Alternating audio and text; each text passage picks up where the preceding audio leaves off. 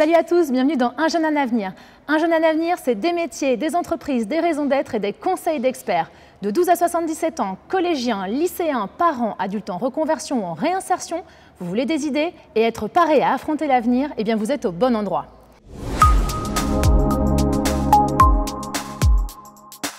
Aujourd'hui, nous sommes dans l'automobile. Nous allons bien évidemment découvrir la raison d'être, la vision du secteur et les besoins en recrutement et le recrutement chez Stand 14 avec Romain. Côté métier, Maxime nous présentera son métier de vendeur. Bien sûr, notre focus diversité, notre rubrique tuto conseil. Cette fois-ci, nous parlerons de comment gérer la pression lors d'un entretien de recrutement. Et en fin d'émission, Romain nous donnera les offres d'emploi de chez Stand 14. Donc bonjour Romain. Bonjour. On est donc dans la concession Stand 14 pour notre première émission. Merci beaucoup. Avec plaisir. Alors, peux-tu nous présenter la concession? Toi, tu es co-gérant et tu as également la casquette de recruteur? Absolument, oui, tout à fait. Le Stand 14, en fait, c'est 6 marques automobiles. On représente 4 marques du groupe Stellantis, donc Alfa Romeo, Jeep, Fiat et Abarth, et également 2 constructeurs indépendants, Suzuki et Hyundai. Et donc vous faites exclusivement la vente de voitures? Non, en fait on accompagne le client du début jusqu'à la fin, s'il y a une fin. Donc nous faisons la vente automobile, la réparation, l'entretien, la carrosserie, le financement, tout ce qui est lié à l'automobile et à la possession d'une voiture. Accompagnement global sur la mobilité du Absolument. client. Alors comment ça se passe dans le secteur? On sait que dans l'automobile c'est compliqué, il y a beaucoup de concurrence. Comment vous le vivez vous ici? Écoutez, on est assez tributaire des différents modèles qui sont sortis par les constructeurs. Donc c'est vrai que le fait de disposer de plusieurs constructeurs dans un même showroom, ça permet d'élargir l'offre que l'on peut apporter aux clients. Et au niveau du chiffre d'affaires, on sait qu'au niveau de l'actualité que c'est compliqué. Ici, il n'y a pas de souci. Ça se présente comment? Je dois dire qu'on est plutôt chanceux pour différentes raisons. Alors soit on a pris des nouveaux constructeurs au fur et à mesure. On a un constructeur actuellement qui est très porteur, donc c'est Hyundai. Mais sinon, globalement, on n'a que des marques qui sont assez atypiques, notamment Alfa Romeo et Jeep, qui sont aussi des marques passionnelles. Donc on a beaucoup de chance avec ça. Et pour l'avenir, tu vois l'avenir comment? Je suis entrepreneur, donc optimiste. Et tu as combien de salariés au sein de la concession? Nous sommes presque 30. Nous avons 6 vendeurs VNVO, on a 6 mécaniciens, nous avons également 2 préparateurs, nous avons des apprentis et après toute la partie comptabilité et administration des ventes pour compléter. Merci Romain et tout de suite on découvre notre métier du jour. Alors avec nous Maxime, bonjour Maxime. Bonjour à tous. Donc Maxime, tu es vendeur chez Stand 14 depuis 3 ans. C'est ça. Tu as démarré directement ici ou tu as fait d'autres choses avant? Pas du tout, j'ai toujours été dans le commerce. J'ai commencé en tant que préparateur de commandes dans un kiosque à salade. Ça n'avait vraiment rien à voir. Et après, j'ai travaillé dans un marché où j'ai vendu des fruits et légumes. Voilà. Et donc l'automobile, tu t'es retrouvé parachuté ici par hasard? Non, pas du tout. En fait, depuis l'âge de mes 3 ans, j'ai toujours eu une passion pour l'automobile. Et en fait, depuis mes 8 ans, je me suis dit que j'allais travailler forcément dans une concession. Et du coup, je me suis dit pourquoi pas tenter en vente. Et tu as fait quoi comme étude? Alors, j'ai fait un BTS NDRC, qui est négociation et digitalisation de la relation client. Après, j'ai fait un bachelor responsable marketing, commerce, expérience client. Et initialement, j'avais fait un bac économique et social. Et donc les voitures, tu t'es formé finalement dans la concession, un peu sur le tas? Oui, après je connaissais déjà avec mes parents, mes frères et sœurs quand je me baladais dans la rue, etc. Ils m'ont toujours appris les voitures depuis que je suis petit. Et effectivement, après mon expérience ici a fait que je me suis amélioré. Alors Maxime, merci beaucoup pour tout ce côté pro. On a envie de découvrir maintenant le Maxime perso et c'est le moment de notre séquence et le perso.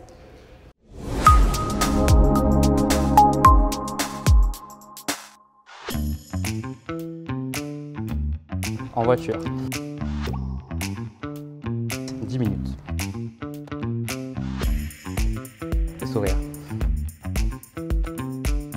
Appart. Sportive. Boulot resto.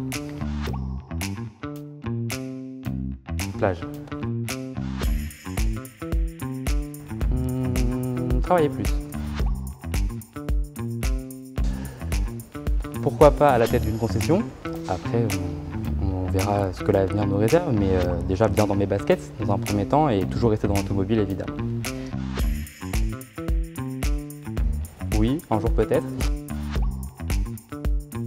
Très sympa. Et donc Romain, alors en découvrant Maxime côté perso, tu t'en penses quoi? Tu l'imaginais comme ça?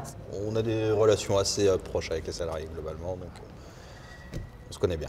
Alors Maxime, comment tu gères ça? Une journée type par exemple chez Stand 14, ça se passe comment? Déjà, généralement, quand j'arrive, il faut gérer tout ce qui est les emails qu'on a reçus par exemple dans la nuit, les leads qu'on reçoit pour contacter les personnes qui veulent avoir des demandes d'informations. Après, il y a aussi les clients qui passent en concession, mais ça, c'est un petit peu à l'improviste, on ne sait pas trop. Les clients éventuels qu'on a en rendez-vous. Et puis après, tout dépend des facteurs qu'on a sur la journée. Et donc tu fais aussi les essais de voiture, ça se passe comment? C'est sur rendez-vous? Tout dépend. Généralement, on essaie de faire au maximum ce rendez-vous. Après, on ne peut pas empêcher un client qui vient spontanément pour essayer une voiture, mais généralement, on fait sur rendez-vous.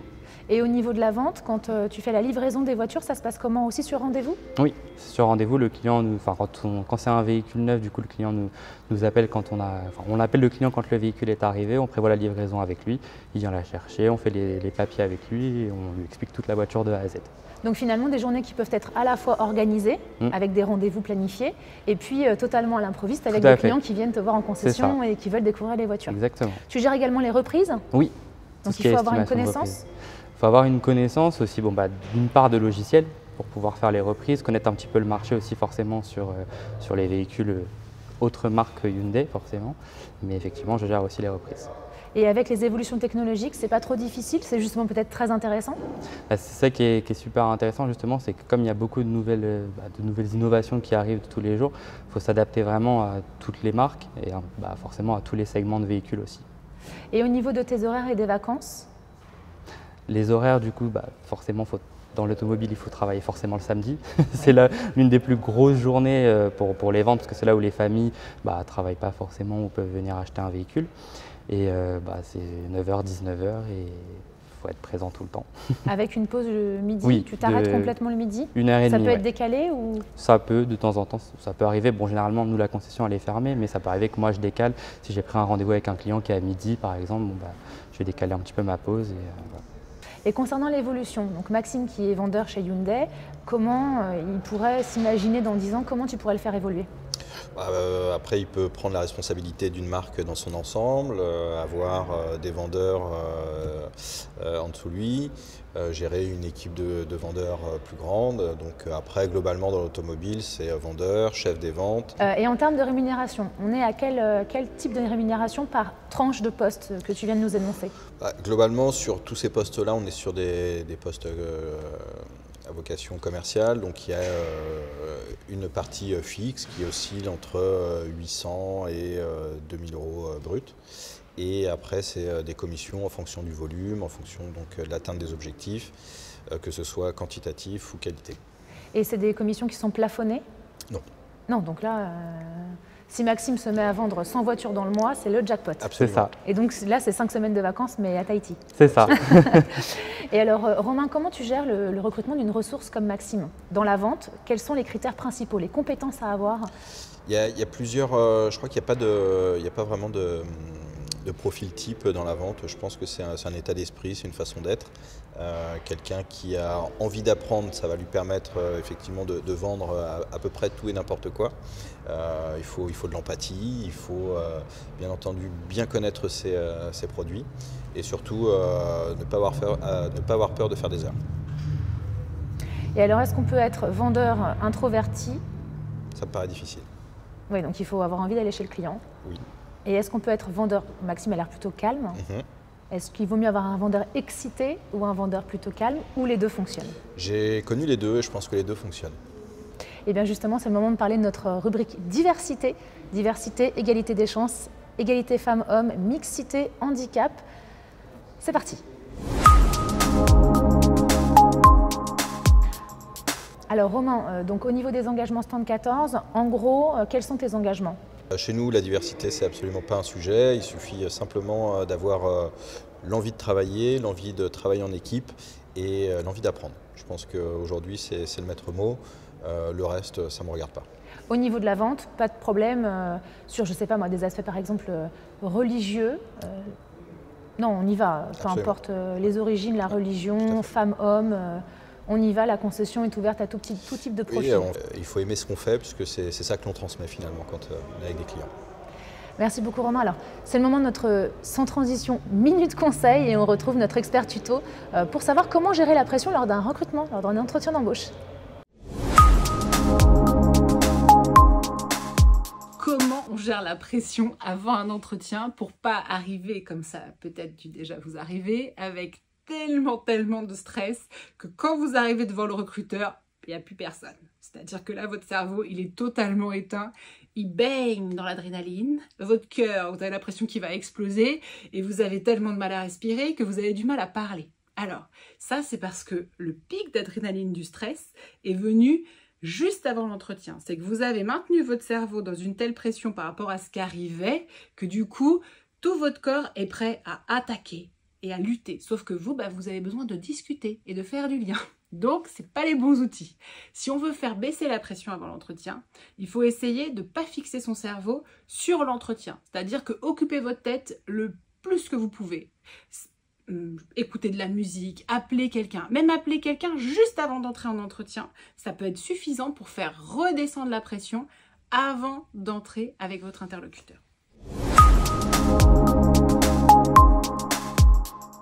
Alors Romain, selon toi, comment Maxime, par exemple, pourrait ou aurait pu gérer la pression lors de son entretien d'embauche? Je pense qu'il faut, dans un entretien d'embauche, rester le plus naturel possible. Il faut montrer qui on est vraiment, ce que l'on a envie, ce que l'on n'a pas envie, il faut le dire parfois. Mais je pense que c'est vraiment, moi quand je fais un entretien d'embauche, généralement je demande aux candidats de me raconter leur vie. C'est comme ça que je vois un petit peu ce qu'ils aiment, ce qu'ils n'aiment pas, leur façon d'être, leur façon de vivre. Je pense que c'est ce qui est le plus important. Et si tu vois que quelqu'un arrive en entretien et est très stressé, les mains moites, qu'il tremble, etc., est-ce que tu lui dis de se détendre, de boire un verre d'eau? Ça montre aussi qu'il a un intérêt sur le poste pour lequel il candidate. Donc c'est plutôt un bon point. Après, c'est mon rôle aussi de le mettre à l'aise. Toi Maxime, tu étais stressé? Pas du tout. En fait, je suis arrivé un petit peu à l'improviste. Je me souviens, c'était un dimanche de porte ouverte en demandant le responsable des ventes. Et du coup, Romain était à l'accueil. Et du coup, j'étais habillé, naturellement, comme un dimanche. Et du coup, il m'a fait l'entretien à l'accueil. Et vraiment, ça s'est fait très naturellement. Et en fait, ce que j'ai aimé, du coup, c'était la simplicité vraiment qui était, que représentait la concession, que je connaissais déjà depuis quelques années par mes frères et sœurs. Et du coup, Romain m'a fait l'entretien en direct. Et il m'a dit à la fin, je te prends. En fait, on parle souvent des 30 premières secondes dans le commerce. Voilà. Je crois que tout est là. La façon de se présenter, la façon d'être, ça se transmet assez facilement. Eh bien justement, on va maintenant laisser la parole aux jeunes. Tu l'as prise toi, Maxime, avec Romain au moment de cette porte ouverte, puisque les jeunes ont des questions à vous poser. Donc on va pouvoir les découvrir ensemble. Est-ce que c'est stressant d'avoir une partie de son salaire qui est variable? Pas spécialement, en fait, c'est plutôt vraiment un challenge aussi. Parce que du coup, forcément, on a une partie fixe, mais forcément, pour avoir un plus gros salaire, il faut vendre plus de voitures. Donc, c'est vraiment un challenge de tous les jours, en fait. Moi, j'ai une question. Est-ce qu'avec la transition entre les thermiques et les électriques, c'est beaucoup plus difficile d'expliquer ça aux clients? Alors, tout dépend de l'âge de la clientèle aussi, puisque forcément, un client qui est un peu plus âgé, ça c'est peut-être plus compliqué de comprendre comment fonctionne pour charger le véhicule, etc., les nouvelles technologies. Après, de toute façon, les clients sont quand même assez ouverts à l'heure actuelle sur les moteurs en électrique, donc ça se passe plutôt bien. Est-ce que c'est gênant de travailler le samedi? C'est ce que j'ai toujours fait, même dans mon ancien travail, je travaillais aussi le samedi, donc ça ne m'a jamais bloqué dès le début. Alors Romain, nous arrivons à la fin de notre émission. Un mot pour les personnes qui nous regardent et les jeunes et moins jeunes qui souhaiteraient rejoindre la concession? Eh bien écoutez, il faut venir avec le bon état d'esprit, je pense que c'est la première chose. Il faut avoir envie d'apprendre, envie de faire des nouvelles choses, et si c'est passionnel, c'est encore mieux.